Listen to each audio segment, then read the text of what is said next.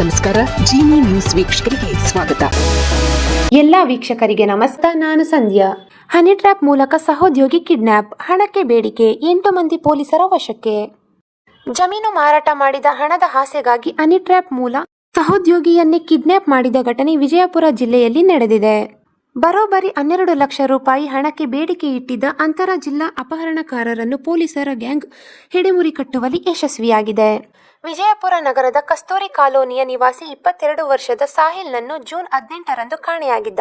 ಯಾರೋ ದುಷ್ಕರ್ಮಿಗಳು ತನ್ನ ಮಗನನ್ನು ಅಪಹರಿಸಿದ್ದಾರೆ ಎಂದು ಮಮತಾಜ್ ಜೂನ್ 19ರಂದು ವಿಜಯಪುರ ನಗರದ ಗಾಂಧಿ ಚೌಕ್ ಪೊಲೀಸ್ ಠಾಣೆಯಲ್ಲಿ ದೂರು ನೀಡಿದ್ದರು.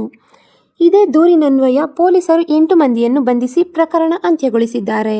ಅಪಹರಣಕ್ಕೊಳಗಾದ ಸಾಹಿಲ್ ಮತ್ತು ಆರೋಪಿ ಮೊಹಮ್ಮದ್ ರಫೀಕ್ ಇಬ್ಬರು ವಿಜಯಪುರ ಸರ್ಕಾರಿ ಆಸ್ಪತ್ರೆಯಲ್ಲಿ ಕೆಲಸ ಮಾಡುತ್ತಿದ್ದರು ಎಂದು ತಿಳಿದು ಬಂದಿದ್ದು, ಸಾಹಿಲ್ ಕುಟುಂಬದವರು ಇತ್ತೀಚೆಗಷ್ಟೇ ತಮಗೆ ಸೇರಿದ 2 ಎಕರೆ ಜಮೀನನ್ನು 22 ಲಕ್ಷ ರೂಪಾಯಿಗೆ ಮಾರಾಟ ಮಾಡಿದ್ದರು. ಸಾಹಿಲ್ ಈ ವಿಷಯವನ್ನು ತನ್ನ ಸಹೋದ್ಯೋಗಿ ಮೊಹಮ್ಮದ್ ರಫೀಕ್ ಬಳಿ ಹಂಚಿಕೊಂಡಿದ್ದನು. ಹಣದ ಸುಳಿವು ಸಿಗುತ್ತಿದ್ದಂತೆ ರಫೀಕ್ ಈ ವಿಷಯವನ್ನು ತನ್ನ ಸ್ನೇಹಿತ ಗೋಪಾಲ ಎಂಬಾತನಿಗೆ ತಿಳಿಸಿದ.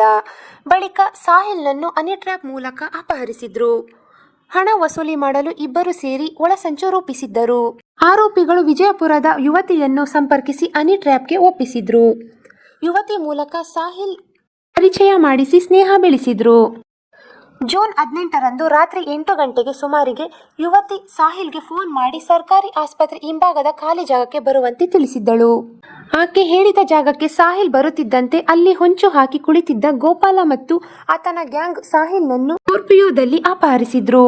ಅಪಹರಣಕಾರರು ಸಾಹಿಲ್ನನ್ನು ವಿಜಯಪುರದಿಂದ ಗದಗ ಗೋವಾ ಮಾರ್ಗವಾಗಿ ಕರೆದೊಯ್ದಿದ್ದರು. ದಾರಿಯ ಮಧ್ಯದಲ್ಲೇ ಸಾಹಿಲ್ ಮೊಬೈಲ್ನಿಂದಲೇ ಆತನ ತಾಯಿಗೆ ಕರೆ ಮಾಡಿ 12 ಲಕ್ಷ ರೂಪಾಯಿ ನೀಡಬೇಕು ಎಂದು ಬೆದರಿಕೆ ಹಾಕಿದ್ರು. ಸಾಹಿಲ್ ಪೋಷಕರ ದೂರಿನ ಬೆನ್ನಲ್ಲೇ ಗಾಂಧಿ ಚೌಕ್ ಠಾಣೆಯ ಪೊಲೀಸರು ವಿಶೇಷ ತನಿಖಾ ತಂಡ ರಚಿಸಿದ್ರು. ಮೊಬೈಲ್ ಕರೆಗಳ ನೆಟ್ವರ್ಕ್ ಆಧರಿಸಿ ಆರೋಪಿಗಳಿಗೆ ಬಲೆ ಬೀಸಿದ್ರು. ಜೂನ್ 21ರಂದು ಬೆಳಗಾವಿ ಜಿಲ್ಲೆಯ ಘಟಪ್ರಭಾ ಹತ್ತಿರ ಆರೋಪಿಗಳನ್ನು ಸುತ್ತುವರೆದು ಸಾಹಿಲ್ನನ್ನು ಪೊಲೀಸರು ರಕ್ಷಿಸಿದ್ದಾರೆ. ಎಲ್ಲ 8 ಜನ ಆರೋಪಿಗಳನ್ನು ಬಂಧಿಸಿ ನ್ಯಾಯಾಂಗ ಬಂಧನಕ್ಕೊಪ್ಪಿಸಿದ್ದಾರೆ.